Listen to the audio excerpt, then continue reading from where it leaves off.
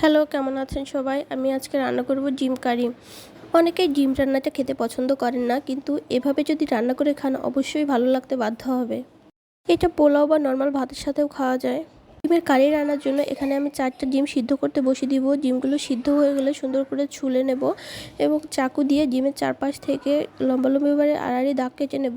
মশলাটা রেডি করে নিব। এখানে নিয়েছি 3-4টা পেঁয়াজ কুচি, নিয়েছি আদা, রসুন, বাদাম এবং শুকনো মরিচ। এটা ব্লেন্ড করে নেব। নিয়েছি গোলমরিচ গুঁড়ো হাফ চা চামচ, 1 চামচ হলুদ গুঁড়ো, হাফ চামচ করে ধনে গুঁড়ো এবং জিরে গুঁড়ো। এখানে আদা রসুনের ওইগুলো ব্লেন্ড করে নিয়েছি। পেঁয়াজটা ব্লেন্ড করে নিয়েছি হাফ কাপ মতো দুধ। এখানে চুলায় একটি প্যান বসিয়ে দিলাম।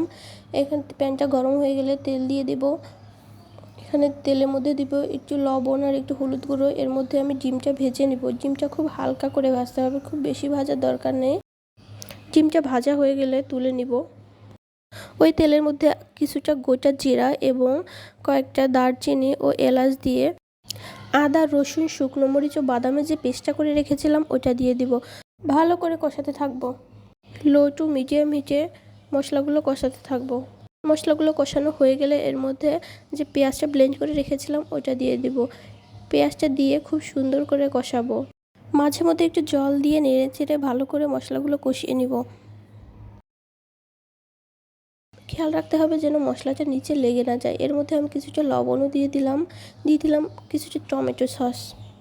এগুলো খুব সুন্দর করে কষানো হয়ে গেলে এর মধ্যে আমি দিয়ে দিব হলুদ, জিরে গুঁড়ো এবং ধনে গুঁড়ো জল দিয়ে গুলিয়ে দিয়ে দিব।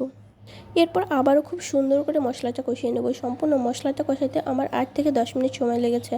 মশলাটা অনেক ধীরে সুস্থে সুন্দর করে কষিয়ে নিতে হবে। এবার দেখতেই পাচ্ছেন আমার মশলাটা খুব সুন্দর করে কষানো হয়ে গেছে। এর মধ্যে আমি ভেজে রাখা ডিমগুলো দিয়ে দিব। হাফ কাপ মতো দুধ রেখেছিলাম সেটাও দিয়ে দিব।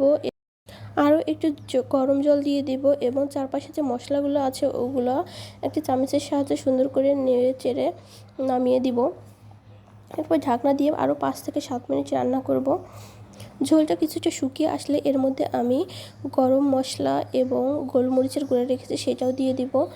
আরও 2 থেকে 3 মিনিট রান্না করে লবণ চেখে এবার নামিয়ে নিব। ব্যাস, দেখতেই পাচ্ছেন কত সুন্দর দেখতে লাগছে আমার রান্নাটা।